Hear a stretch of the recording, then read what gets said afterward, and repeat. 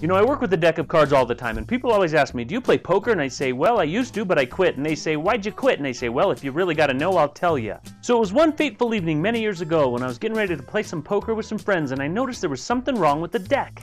The ace of spades was missing, so I had to tell my friends, sorry fellas, we're not going to be able to play poker tonight because I don't seem to be playing with a full deck.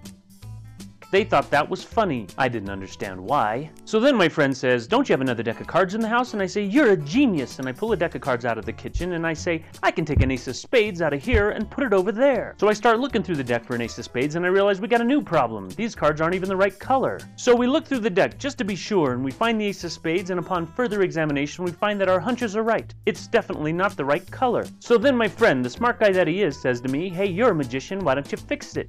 I thought that was real funny. Then I remembered I'd seen a magician take a card, press it up against another card, snap his fingers, and the card changed colors, so I thought I'd try it, and sure enough, nothing happened, because I never learned that trick. So of course now the pressure's on, and with all my buddies watching, I thought I'd just give it another shot. So I took the ace of spades, and I pressed it into the other cards. I give the cards a press, a shake, hope for the best, and nothing happened. So now the pressure's mounting, and I decide to give it another try, one more time, and still nothing. So now, out of desperation, I shake, I press, I snap my fingers, and finally it changes colors, only this time it changes to green. So now everything's going haywire. My friends think it's funny, but I'm in a panic. So I give the cards another shake, hoping to get rid of the green card, and all that happens is I end up with a burgundy card to go with it. And little did I know, the ace of spades finally turned red. Now I had 2 red cards and 2 cards of weird colors. So I take the cards, I give them an extra hard shake, hoping to fix things, and all that happens is the ace of spades goes back to blue. I end up with a blue card, a burgundy card, a green card, and only 1 card to match the deck. I'm in big trouble.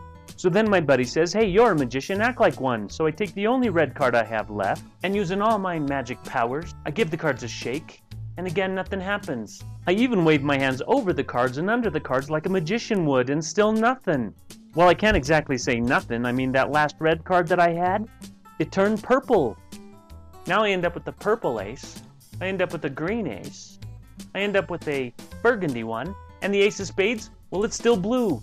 Then my buddy, the genius that he is, says, hey, why don't we use that deck? And I'm thinking, you're brilliant. So I pick up the deck of cards and accidentally give it a shake.